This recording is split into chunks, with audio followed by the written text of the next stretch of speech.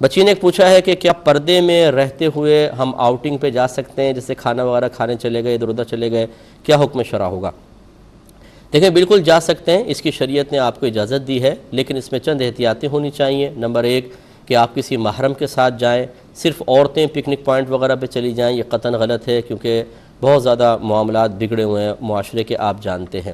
تو پہلی بات تو یہ ہے کہ محرم ساتھ ہونا چاہیے، باپردہ طریقے سے جائیں۔ تیسری چیز یہ ہے کہ راستہ بالکل پرامن ہونا چاہیے، عزت کے، مال کے لوٹنے کا اندیشہ نہ ہو۔ بعض علاقے ایسے ہوتے ہیں جس میں اگر آپ چلے جائیں تو پھر غالب گمان یہ ہے کہ یہاں لوٹ مار ہو جائے گی، ایسی جگہ پر نہ جائیں۔ چوتھا یہ کہ مردوں عورتوں کا اختلاط نہ ہو، مکس گیدرنگ نہ ہو، پھر چاہے پردہ میں بھی بیٹھی ہوئی ہیں، اگر قریب قریب سب مرد عورت سب مکس گیدرنگ ہے تو یہ قطعاً غیر مناسب ہے اور معیوب ہے۔ ہاں اگر مرد ایک طرف ہیں، عورتیں ایک طرف ہیں، یا مرد عورتیں بھی ہیں لیکن ٹیبل جیسے ٹیبل کسی ایسی جگہ پہ بیٹھے کہ وہاں فیملی روم ہوتا ہے، علیحدہ ایک سیپریٹ کسی جگہ پر آپ بیٹھ گئے ہیں، تو اس کی بہرحال گنجائش نکلے گی، بالکل کر سکتے ہیں۔ بہت سے لوگ ہو سکتا ہے کہ میرے اس رائے پر کہ جو کہ میں نے قرآن و حدیث کی روشنی میں ہی ذکر کی ہے، اختلاف کریں کہ نہیں بالکل اجازت نہیں ہونی چاہیے۔ تو میں یہ گزارش کرتا ہوں، میں چونکہ ایک ایز اے مفتی ورک کر رہا ہوں اور لوگ اپنے مسائل ہم سے شیئر کرتے ہیں اور بہت زیادہ شیئر کرتے ہیں، کیونکہ میں میڈیا پر آ رہا ہوں۔ میں پہلے بھی یہ کہہ چکا ہوں کہ شاید ایک شخصی اعتبار سے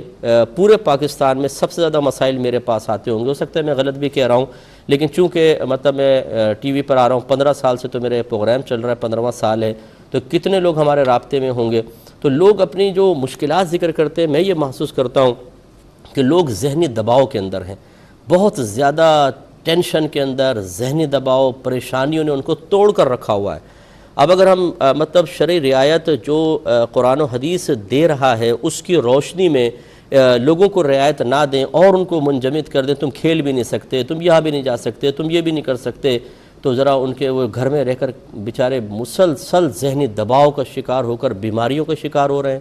علاج کے لیے پیسے نہیں ہیں، ہلاکتیں ہو رہی ہیں، لڑائی جھگڑے، فتنہ فساد، چڑچڑا پن غالب آ رہا ہے، انسان کا ذہن جو ہے وہ سخت تناؤ کا شکار مستقل رہنے لگا ہے۔ اب اس کے لیے ریلیف کے لیے تھوڑی بہت کوئی کوشش ہونی چاہیے، تو یہ ہمارے پیش نظر ہوتا ہے۔ پھر شریعت کی اجازت بھی، اسی لیے میں نے قیودات کے ساتھ اجازت دی ہے، اس کا اگر رعایت کریں تو بالکل جا سکتے ہیں، شریعت ایسی پابندیاں نہیں لگاتی ہے، اور خصوصاً فی زمانہ آپ یہ بھی نہیں کہہ سکتے کہ نبی کریم کا دور دیکھیں اور یہ دیکھیں، تغیر زمانہ کے اعتبار سے احکام بدلتے ہیں، اور یہ چیز ہم زیادہ بہتر جانتے ہیں کیونکہ ہم تخصص بھی پڑھتے پڑھاتے ہیں، ہمیں پتہ ہے کہ اسباب ستہ کی وجہ سے احکام بدل جایا کرتے ہیں، جس کی بھنک بھی عوام الناس کے کانوں تک نہیں پہنچی ہوتی کہ اسباب ستہ کہتے کس کو ہیں، نہ ان کی تعریفیں پتہ ہے، نہ ان اصطلاحات کے صحیح مفہوم، نہ ان کا اثر اور دائرہ اثر معلوم ہے کہ کہاں کہاں احکام شرع تبدیل ہو سکتے ہیں، کہاں پہ نہیں ہو سکتے، نص قطعی میں عمل کریں گے نہیں کریں گے، قیاس کے مقابلے میں، نص مذہبی کے مقابلے میں کچھ پتہ نہیں ہے، رائے اپنی دینے کے لیے جو جتنے دانشور وغیرہ ہوتے ہیں نا، جو مطلب دنیاوی تعلیم حاصل کر کے اور دینی معاملے میں کلام کرنے لگتے ہیں، ان کے سطحی قسم کے کلام سن کر ہمیں ہنسی آنے لگ جاتی ہے، بعض اوقات باتیں بڑی بڑی کریں گے، آتا جاتا کچھ نہیں ہے۔ میں ہر ایک کے بارے میں نہیں کہہ رہا ہوں کہ برا نہ مانے، لیکن جب نام ہو جاتا ہے تو یہ سمجھتے ہیں کہ ہر قسم کے لوگوں پر تبصرہ کرنے کی ہمیں شرعی لحاظ سے اجازت ہے، حالانکہ اجازت نہیں ہوتی ہے،